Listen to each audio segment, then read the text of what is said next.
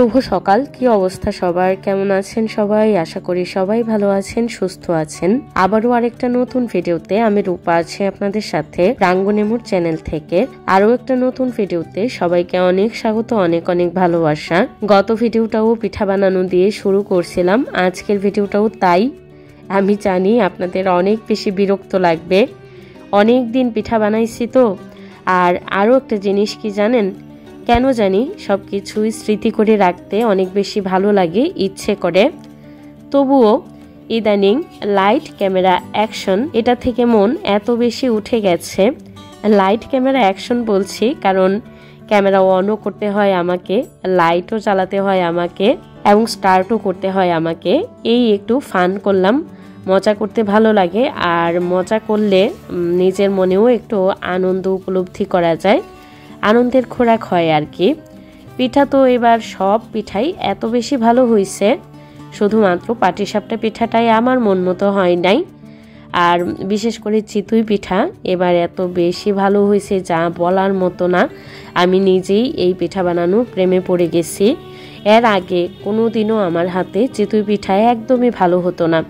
এবার আমি কি করলাম, কেন জানি মন থেকে একটা তাগিদ আসছিল যে বানাবো, যা হয় হবে, খারাপ হলেও খাবো, ভালো হলেও খাবো, কিন্তু পারতে হবে। কেন পারি না সেটাও বের করতে হবে, পারতে হবে। কেন পারি নার সুযোগটা এবার আর তৈরিই হয়নি, অটোমেটিক হয়ে গেল। একটা দৃঢ় বিশ্বাস ছিল, কেন জানি না, যে পারবো। কোনো একটা বিষয় আছে যেটা না পারার মানে মনের মধ্যে যদি আপনি নেগেটিভ ধারণা বা নেগেটিভিটি আগে থেকেই তৈরি করে নেন, সেই কাজটা আমার মনে হয় ভালো হয় না বা হতে চায় না। ওই চিতই পিঠা বানানোর আগেই আমার না মনটা পিছু টানতো যে আমি পারবো না, আমার দ্বারা হবে না, এরকম একটা ভাব আমার মধ্যে কাজ করতো। যার কারণে আমার আগে থেকেই যে অনীহাটা, সেই কারণেই মনে হয় যে পিঠা ভালো হতো না। মাঝে মাঝেই না আমি সময়ের অভাবে চাটা খেতে পারি না। আর চা একটা দিন গ্যাপ গেলে, অর্থাৎ এক বেলা গ্যাপ গেলে আমার ভীষণ পরিমাণে সমস্যা হয়। যদিও এই বিষয়টা বা আমার এই বক্তব্যের উপরে কেউ একজন আমাকে বলেছিল যে এটা নাকি আমার মেন্টাল বা মানসিক সমস্যা, আমার কাছে একেবারেই মনে হয় না। যেদিনই আমি একবেলাই তো চা খাই, দুধ চা চিনি ছাড়া, সেটা না খেলেই আমার মাথা প্রচণ্ড ব্যথা হয়। আজকের এই দিনটাও ওই রকমই ছিল, সকাল সকাল চা খেতে পারিনি। কথার বাবা হয়তো আগে আগে চাটা খেয়ে নিয়েছিল।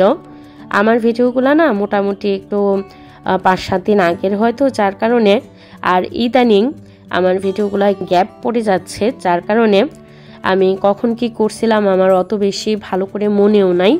এই ভিডিওটা বাড়ি থেকে যে আসছিলাম ঠিক তার পরের দিন করা ছিল, কিন্তু স্টেপ বাই স্টেপ বা ধারাবাহিকতা বজায় রেখে আপনাদের সাথে শেয়ার করতে পারিনি।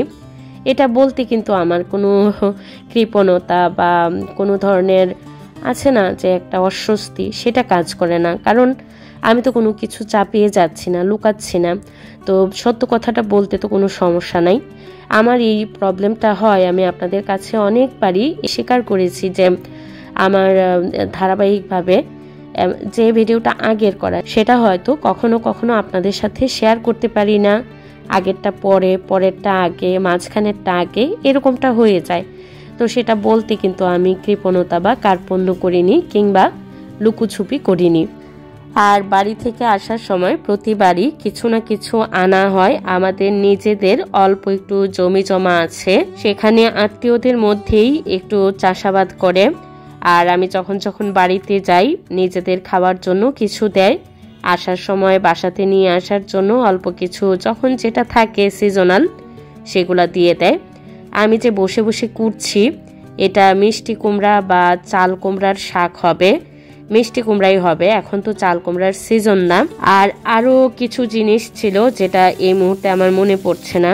অনেকদিন পরে গোলসা মাছ রান্না করছি, এটা ট্যাংরা না, গোলসার ছোট সাইজটা।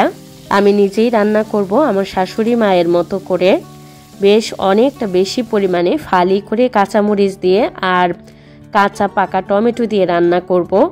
এই যে তেলের মধ্যে আমি মাছটা সাঁতলে নিচ্ছি, সেই তেলেই সমস্ত টমেটো আর কি যে দিয়েছিলাম অত ভালো একটা মনে নাই, কেবল টমেটোই, আর সবুজ সবুজে দেখা যাচ্ছে এটা কাঁচা টমেটো।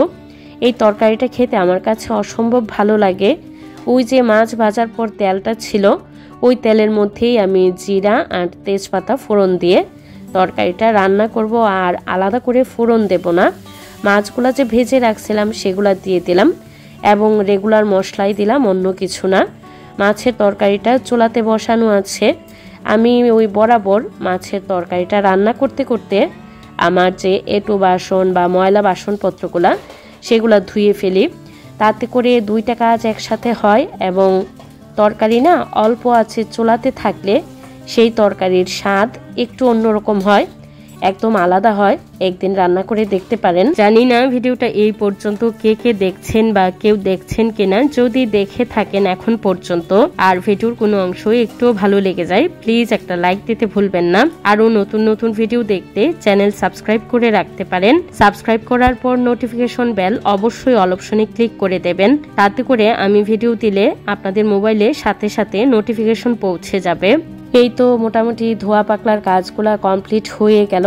এবার তরকারিটা নামিয়ে নেব। একটু কাঁচা জিরা বাটা দিয়ে দিলাম। মা ওই গতকালকে জিরা গুঁড়াটা একদম শেষ হয়ে গেছিল, তো কাঁচা জিরাই মা অনেকটা পরিমাণে বেটে রেখে দিচ্ছে। ডিপ থেকে নামিয়ে নিয়েছিলাম রান্নার আগে। লবণ একটু কম ছিল, সেটাও অ্যাড করলাম। আর ভালো করে কাঁচা গন্ধটা না যাওয়া পর্যন্ত রান্না করে তারপরে ওই তো নামিয়ে নিলাম।